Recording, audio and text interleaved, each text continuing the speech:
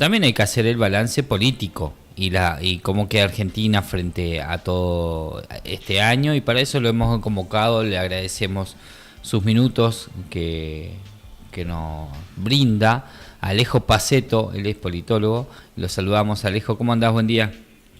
¿Qué tal, chicos? ¿Cómo están? Buen día. Buen día. Gracias por atendernos, gracias siempre por estos minutos.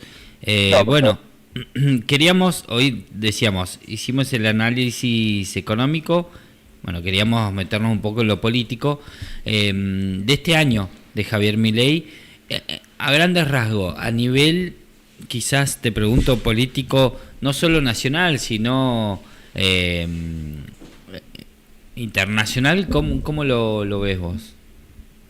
Bueno, desde ya que Javier Milei con la victoria ya representó un quiebre muy importante, ¿no? En el sistema de partidos, en lo que venía siendo, vamos a decirle, como la tradición de estos 40 años de democracia, donde tuvimos los primeros 20 años de un sistema de partidos bipartidista, donde lo que predominaba en líneas generales era el peronismo, el radicalismo. La segunda etapa, que sería la última de 20 años, un sistema bicoalicional, donde estaban, bueno, las coaliciones más importantes de partidos, Juntos por el Cambio, con los distintos nombres que tuvo, lo mismo Unión por la Patria, que fue mutando en sus denominaciones, pero que eran coaliciones de distintas agrupaciones y partidos, y la novedad que introdujo Javier Milei, literalmente, porque además, como decía, rompió con eso habiendo ganado la elección, fue ser esto, ¿no? El tercer agente en discordia,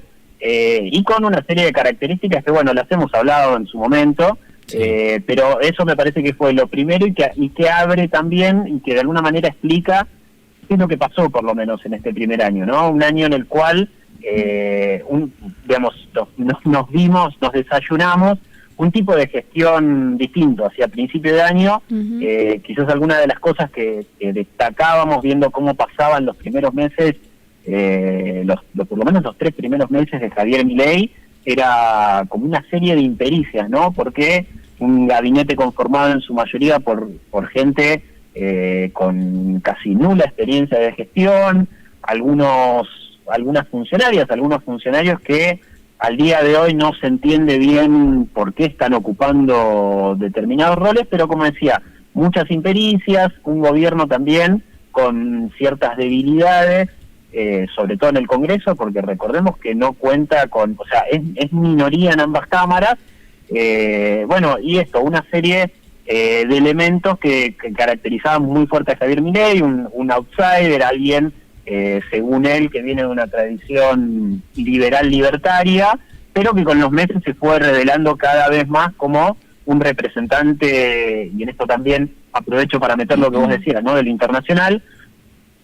un representante y un referente de la ultraderecha más radicalizada. Bueno, con el correr de este primer año y con algunos traspiés que tuvo como digo, en la primera etapa, en el primer semestre, con por ejemplo la imposibilidad de poder haber sacado en el primer periodo de extraordinarios la ley bases, y como decía también antes, ¿no? Con estas minorías muy claras que tiene el Congreso, bueno, terminó doblegando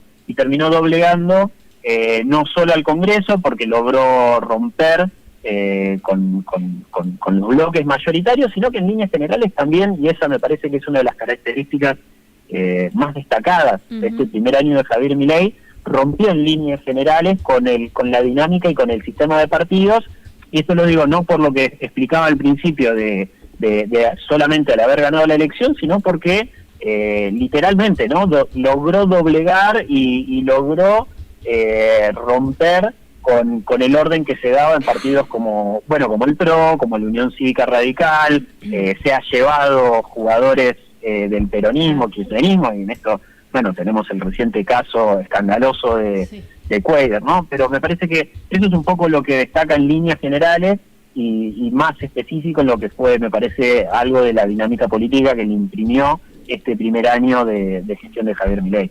Claro, bien.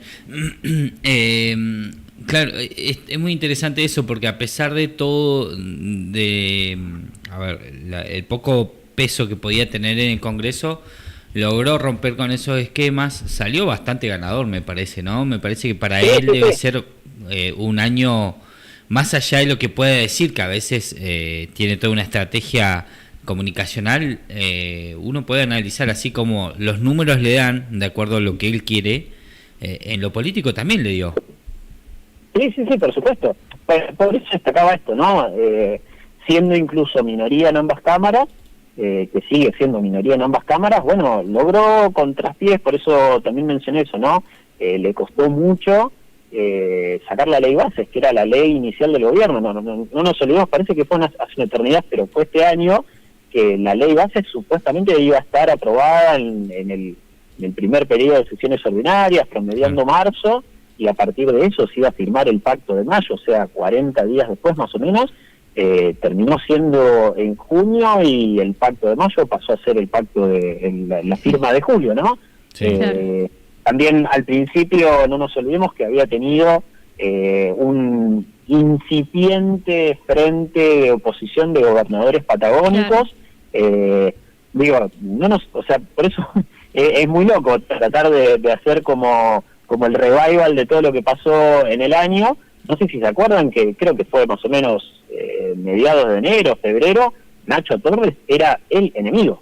Sí. O sea, era el enemigo, y ni recordemos las cosas que le dijo Javier Milei, que eso quizás tiene que ver con otra parte, por supuesto importante, ¿no? Que me refiero a lo que es la violencia que también imprime este gobierno y el discurso violento, pero no nos olvidemos que Nacho Torres era en su momento el enemigo de la institucionalidad. Bueno, Nacho Torres políticamente colaboró bastante durante este año a través de sus legisladores y determinados armados para que Javier Milei consiguiera lo que necesitaba en el Congreso.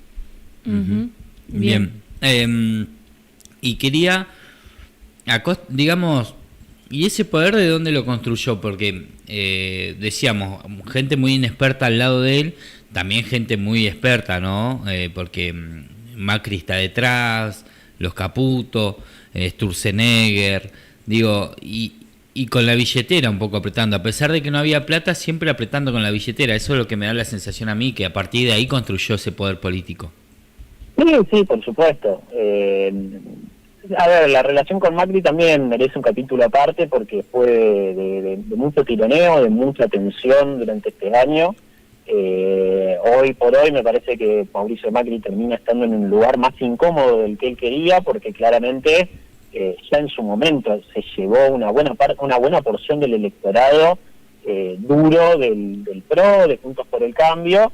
Bueno, por supuesto que tiene dos ministros, ¿no? Patricia Bullrich y Luis Petri, que vienen de ser de Juntos por el Cambio, pero me parece que al día de hoy, habiendo transcurrido un año de gestión, Mauricio Macri no termina en un lugar de poder o de capacidad de decisión a ese o de mayor influencia quizás al interior de esa mesa muy chica, muy reducida que tiene Javier Milei. Por supuesto que ha sido también un colaborador importante, pero creo que él esperaba más de vuelta de lo que se le está dando. Y eso, bueno, es también, digo, todo esto que estoy destacando en líneas generales son,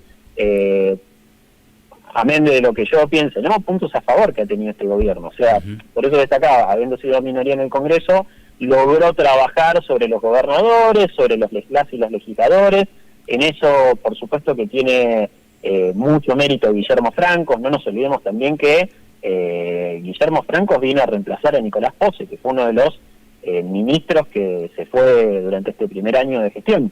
Guillermo Francos es claramente, o fue durante este año, el que le aportó toda esa capacidad de negociación, algo que el gobierno siempre desde sus inicios negó, y de lo que trató de despegarse y de bastardear, ¿no? La negociación política. Bueno, una cosa es lo que puede llegar a decir el presidente o el vocero presidencial en declaraciones, y otra cosa es lo que tenés que hacer efectivamente para destrabar justamente esas negociaciones en el Congreso, o cuando tenés reuniones con determinados gobernadores.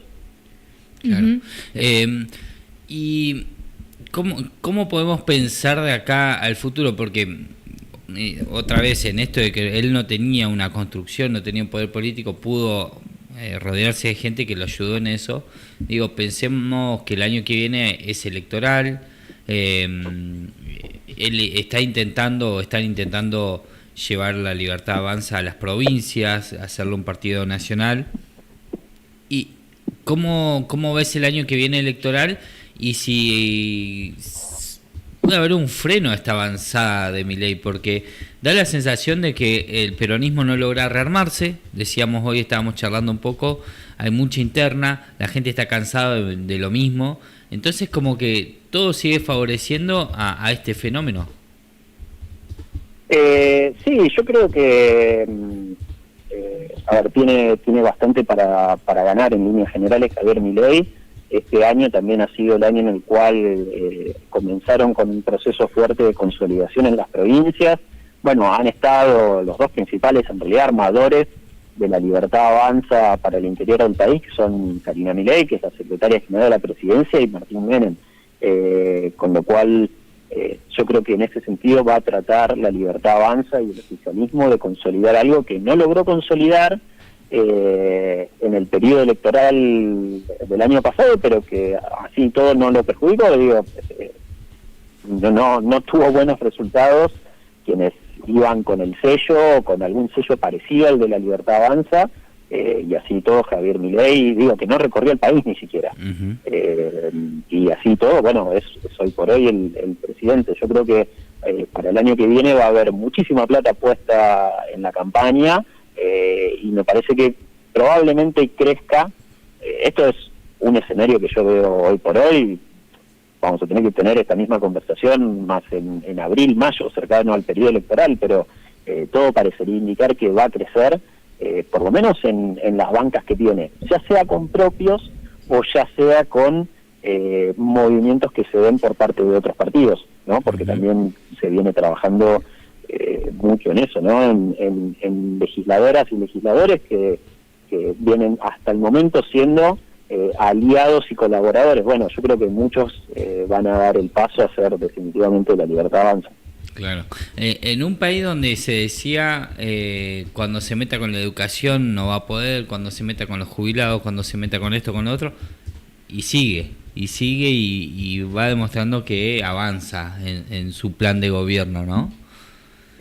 Sí, creo que hay muchas banderas que creíamos que, bueno, lo que más se decía, incluso colegas tengo, ¿no?, que arriesgaban a decir que el Congreso no le iba a dejar hacer determinadas cosas. Bueno, el Congreso lo dejó bastante, hacer muchas cosas, digamos, y muy perjudiciales, que la gran mayoría van a ser en el mediano largo plazo. Pero bueno, todavía hay evidentemente un porcentaje de la población que sigue pensando que esto era una especie de mal necesario, que cualquier cosa era mejor antes que ganara algo parecido a la gestión anterior. Bueno, me parece que el tiempo, espero, ¿no?, pueda llegar a ordenar algunas cosas, pero sí entramos definitivamente en una crisis de la cual va a costar muchísimo salir durante los próximos años. Alejo, te quería consultar por el lugar que ocupa hoy la oposición, digamos, o el sector que quizás le hace o lo intenta hacer fuerza a Javier Milei, o cómo la estás viendo vos, si realmente se está generando una especie de disputa de lo que es lo político, o se está viendo que quizás está como bastante quieta, que recién están como tratando de reorganizarse. ¿Cómo lo estás viendo vos, el lugar que hoy está ocupando la oposición a Javier Milei? Y quedó realmente muy desarticulada. Fue por supuesto que fue un golpe muy fuerte el que tuvo la oposición, y tan fuerte que todavía queda, insisto con esto, como mareada, desarticulada, y no entendiendo cuáles son determinadas demandas que no atendió en su momento y que todavía no se imagina tampoco cómo puede llegar a atender, además de todas las internas y de todos los pases de factura que se están haciendo entre los representantes por ahí más importantes de la oposición. Y eso, por ahí me refiero más que nada al kirchnerismo, sí, determinados, y resalto lo de determinados sectores del peronismo, porque hay algunos sectores del peronismo que claramente están deseando aliarse, por ejemplo, con Victoria Villarruel, o que prefieren acompañar a este gobierno, pero lo que uno entendería como oposición, bueno, ha quedado muy desarticulada, y que uno esperaría también que pueda de alguna manera reorganizarse, por lo menos para este periodo electoral que se viene el año que viene.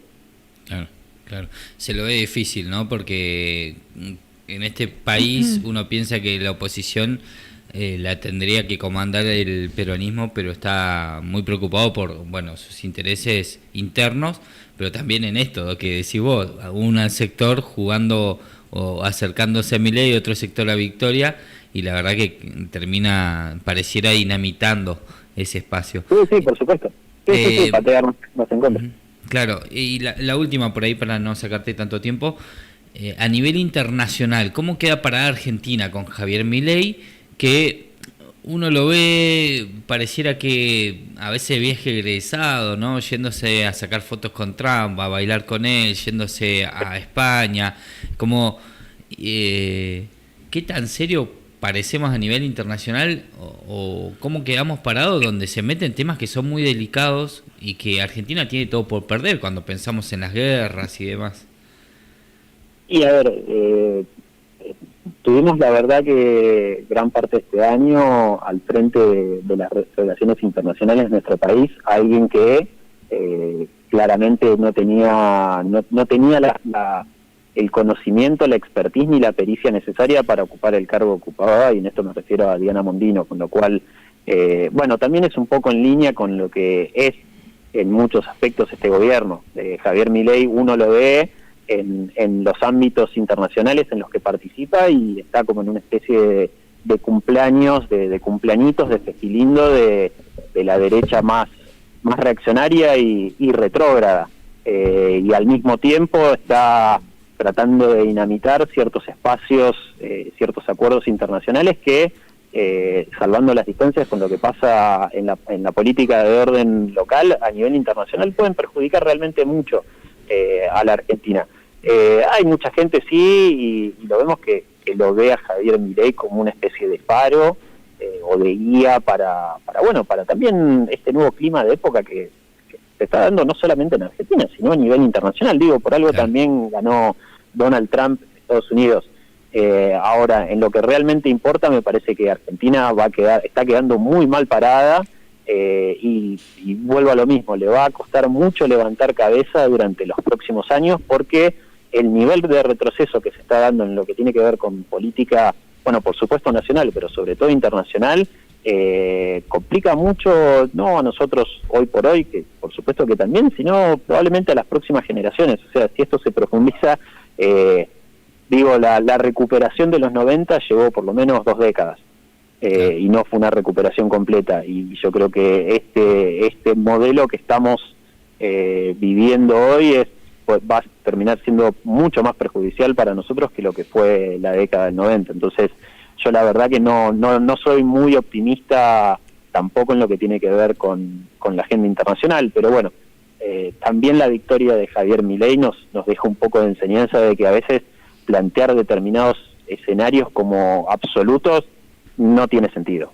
Claro. Y es muy difícil predecir también lo que puede pasar en el corto plazo. Está muy intensa, muy dinámica y muy acelerada la política, como a veces para tratar de ser absolutos en determinadas predicciones o en plantear determinados escenarios.